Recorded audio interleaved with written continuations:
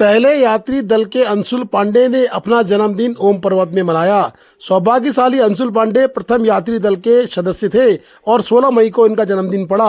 हर्षोल्लास के साथ उन्होंने अपना जन्मदिन मनाया और उन्होंने कहा कि मेरा जन्मदिन मुझे ऐतिहासिक बनाने के लिए शिव पार्वती के साथ साथ स्थानीय लोगों का भी धन्यवाद देता हूँ कि मेरा सौभाग्य रहा कि मैं प्रथम यात्री दल का सदस्य रहा हूँ और मुझे ओम पर्वत में अपना जन्मदिन मनाने का सौभाग्य मिला। उन्होंने कहा कि मेरे जन्मदिन के लिए मेरे साथियों ने केक को बर्फ से तैयार करके काटा और हमने काफ़ी हर्षोल्लास से अपना जन्मदिन मनाया। उनकी खुशी देखते ही बनती थी। बता दें कि 50 यात्रियों का दल ऐतिहासिक ओम पर्वत आदि कैलाश नाभी डांग की यात्रा में था, जो सकुशल धारचूला पहुंच चुका है। धारचूला पहुंच के अंशुल पांडे ने अपनी बातें बताई और अंशुल पांडे काफ़ी प्रसन्न दिखाई दिए। सबसे पहले हर हर महादेव। मैं बनारस से आई हुई हूँ और ये मेरी पहली धार्मिक यात्रा थी जो कि आदि कैलाश से मैंने शुरू की है।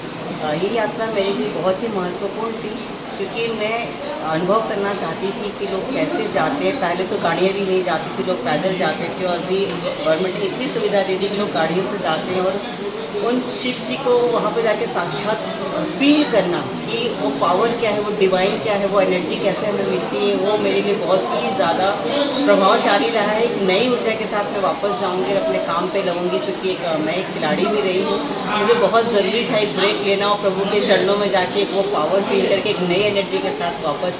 बनारस तो वैसे भी शिव की नगरी है, मैं वहीं की बेटी हूँ, बट ये जो एनर्जी अभी मैंने आदि कैलाश और ओम पर्वत से लिया है, ये शायद मैं कभी भी नहीं भूलूंगी और सबको बोलूँगी कि एक बार ज़रूर आइए और यहाँ दर्शन करके जाइए।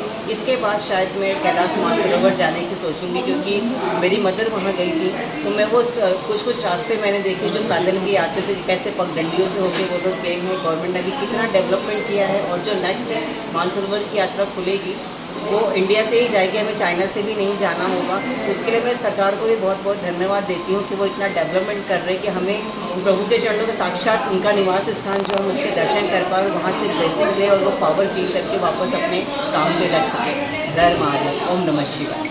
इंफ्रास्ट्रक्चर और अदर्स प्रॉब्लम वो ठीक था, किसी जगह में कुछ खामियाँ थी।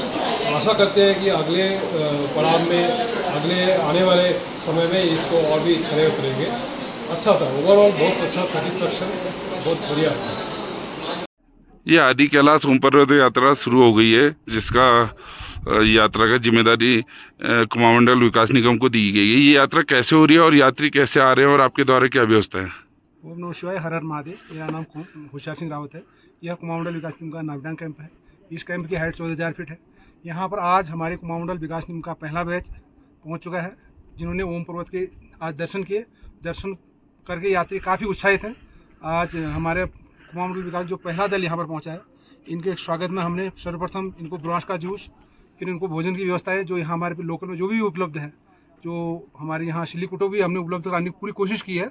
अगले नेक्स्ट बैचों से ये चीज़ें भी उपलब्ध कराएंगे और आगे की जो व्यवस्था है कुमारमंडल विकास निगम यहाँ भोजन और आवास की पूरी तरह से यहाँ पर दुरुस्त है। किसी तरह की कोई व्यवस्था में कोई कमी ना हो, इसके लिए हमारी तरफ से पूरे प्रयास किए गए। जो यात्रीगण यहाँ पे आ रहे हैं काफ़ी बार से, उन्हें यहाँ पे आके कैसा लग रहा है या वो आपसे कैसा माहौल में कैसी मांगे कर रहे हैं या कोई दिक्कत तो नहीं है? कई यात्रियों की मांगे हमारे यहाँ पर पहुँच के कैलाश बहुत नज़दीक है, यहाँ से कैलाश दर्शन बहुत जल्द सरकार द्वारा या हमारे कुमारमंडल विकास निगम द्वारा ये आगे की यात्रा जो कैलाश दर्शन की बहुत जल्दी ये हो जाए तो यात्रियों का जो उत्साह है वो दुगना हो जाएगा। उसके लिए हम कुमारमंडल विकास निगम की लगभग तैयारियाँ पूरी हो चुकी हैं सर, और आगे को जो ये चीज़ें प्रशासन की ओर से हमें बताया जाएगा उसके पूरी आगे की कार्रवाई बताई जाएगी।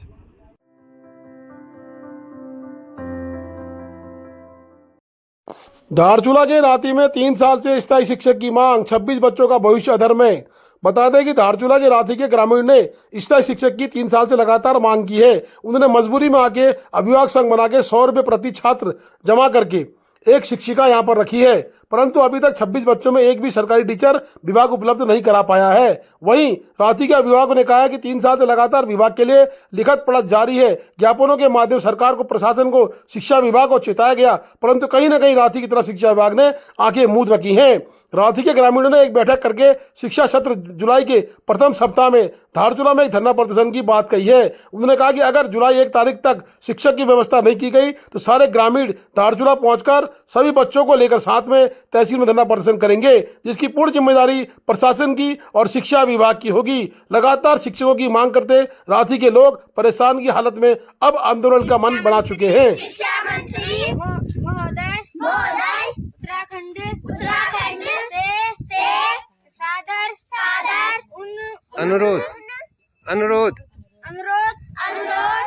है कि हमारे राजकीय प्राथमिक विद्यालय सेलमा रांची में एक स्थायी शिक्षक की नियुक्ति करने की महिम कृपा कीजिए विद्यालय 3 साल से एक शिक्षा मित्र के सहारे संचालित हो रहा है। हर वर्ष 26 छात्र संख्या रहती है लेकिन स्थायी शिक्षक की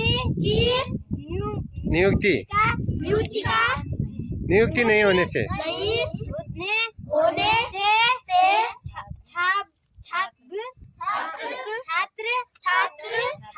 छात्राएं भविष्य के साथ शिक्षा विभाग खिलवाड़ कर रहा है। नन्हे मुन्ने बच्चों ने खुद एक मार्मिंग अपील की है, प्रशासन को चेताया कि हमारा भविष्य के साथ जो खिलवाड़ सरकार कर रही है उस पर विशेष ध्यान देने की आवश्यकता है। टीचर लाने को सारे बार जो मीटिंग करने के बाद लोगों ने तो कहा या वहाँ बात पहुँची या नहीं पहुँची वो हमें पता नहीं है। अब मास्टर आने को टीचर क्या काम करते हैं, वो ऑफिस का काम भी करते हैं, ऑफिस में भी जाती है, बच्चों का काम भी करती है। अच्छा, अकेली शिक्षा मित्र है ना यहाँ? अकेली शिक्षा मित्र है। ठीक है, की गई। पिछले 3 वर्षों से हम लगातार मांग कर रहे हैं, शिक्षा विभाग द्वारा अभी तक कोई सुनवाई हुई नहीं है, लेकिन हम सभी लोग प्रयास कर रहे हैं अभी तक। कुछ अवगत कराया है जी, इससे पहले मैं SDM साहब दिनेश शासनिक जी थे यहाँ पे, उस टाइम पर मैंने स्कूल के बारे में शिक्षक के लिए एप्लीकेशन दिया हुआ था, तो SDM साहब ने उस टाइम संज्ञान में लिया था, लेकिन कोई निर्देश नहीं दिया। अभी कोई नई मांग के लिए क्या आवाज़ उठाया आप? नई मांग के लिए अभी हमने जुलाई तक टीचर के लिए बोल रखा है, अगर नहीं देंगे तो फिर उसके बाद तहसील स्तर में जाके हम धरना प्रदर्शन करेंगे। मैडम, आप विद्यालय में अकेले कब से हैं? मैं विद्यालय में अकेले ये 20 से हूँ, 3 साल हो गए में। यहाँ पर छात्र संख्या 26 है। फिर ऐसे जो आंगनबाड़ी नहीं जाते हैं दूर दरार के, वो भी आते हैं। और क्या कहते हैं, जो मुझे दिक्कत हो रही है मुझे, इतने बच्चे हैं, एक ऑफिस में काम भी होता है, वायदे पे कभी मीटिंग होती है, ट्रेनिंग होती है, वहाँ भी जाना होता है। जब मैं वहाँ पर जाती हूँ तो फिर स्कूल बंद करना पड़ता है, जिसके कारण बच्चों के पठन पाठन में बहुत व्यवधान आ जाता है। और यहाँ पर जल्दी से जल्दी एक स्थायी टीचर का होना अति आवश्यक है। अभिभावक लोग भी मेरे से ऐसे बोलते हैं, मैडम आप जाइए वहाँ पर कहिए हमारे बच्चों को। बच्चे यहाँ पर छात्र संख्या ज़्यादा है, फिर उसके बाद यहाँ पर पढ़ाई में से नहीं हो पाती है बच्चों की, तो फिर बच्चे यहाँ अभिभावक बोलते हैं कि यहाँ पर स्थायी टीचर नहीं है। एक ही टीचर से क्या होता है, बच्चों की पढ़ाई नहीं हो पा रही है। हम दूसरी जगह ले करके बच्चे भी कहीं प्राइवेट स्कूलों में ले जाते हैं, और यहाँ पर दिन प्रतिदिन छात्र संख्या कम होती जाती है। तो मेरी विभाग से यही वो है प्रार्थना है कि जल्दी से जल्दी जुलाई तक यहाँ पर टीचर। अभी मैडम, अभी वर्तमान समय में कितनी है छात्र संख्या? अभी वर्तमान समय में अभी 26 है जी। फिर 2-4 और आ जाते हैं बिना नाम के भी, मतलब जिनका नाम नहीं है, आंगनबाड़ी पूरे तो वो भी आ जाते हैं यहाँ पर। फिर पहुँच ही जाते हैं 20 तक तो ही जाते हैं उसी में।